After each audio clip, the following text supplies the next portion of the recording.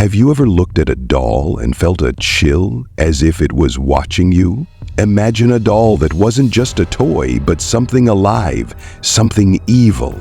Tonight's story will take you into the terrifying life of Chucky, a doll cursed with a killer's soul, whose innocent face hides a sinister agenda. Stay tuned if you dare, because this is a story you'll never forget. Andy Barkley was 6 when the Good Guy doll commercial started running non-stop on TV. The doll was a perfect companion, cheerful, bright-eyed, and always ready to play. For a lonely child like Andy, the promise of a best friend was irresistible. On his birthday, his mother, Karen, surprised him with one of the dolls. Money was tight and she had found it at a second-hand store, but Andy didn't care. To him, it was brand new. The doll introduced itself as Chucky in its pre-programmed voice, smiling wide and wearing its signature blue overalls with colorful stripes.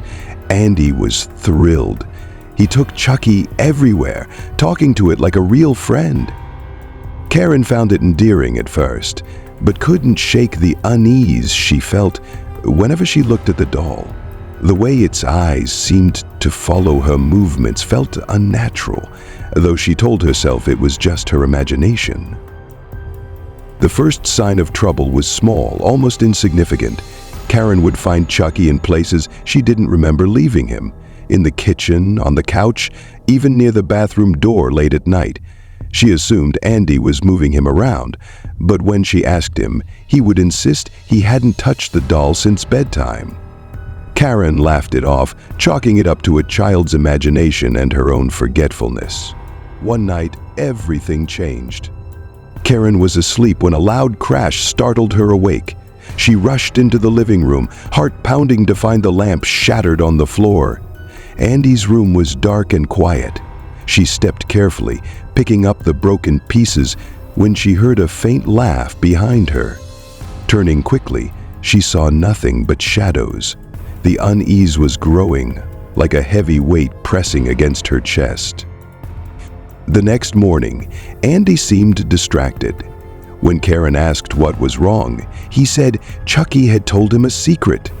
Karen smiled, playing along, but the boy's serious expression sent a shiver down her spine. Andy leaned in close and whispered, "Chucky said he doesn't like you, Mom."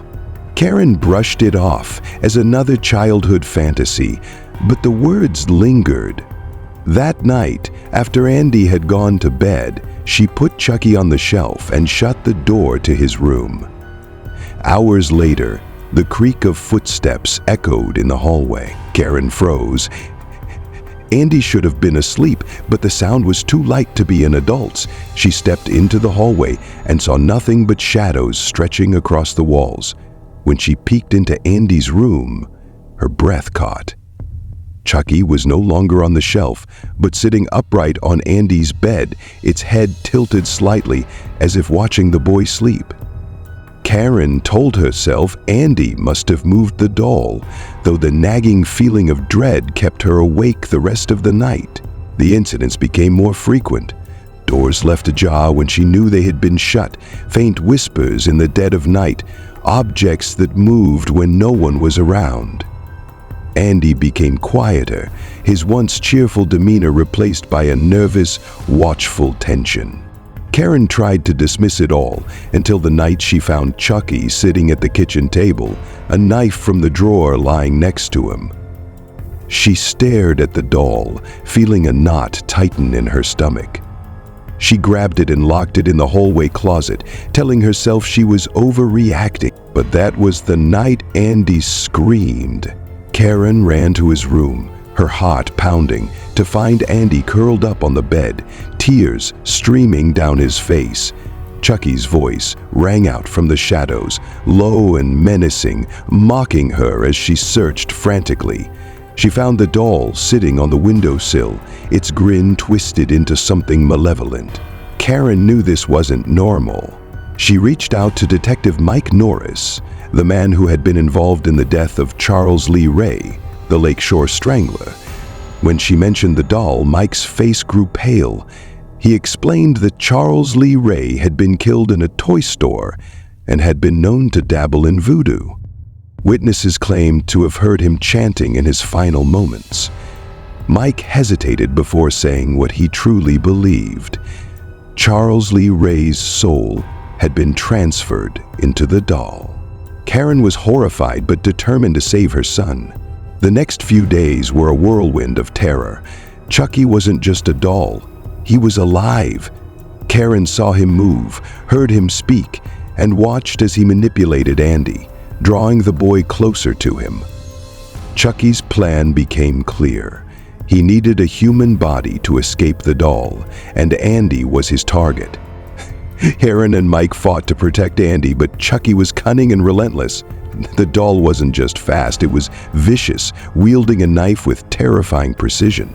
It seemed to know their every move, taunting them at every turn. The final showdown happened in the factory, where the good guy dolls were made.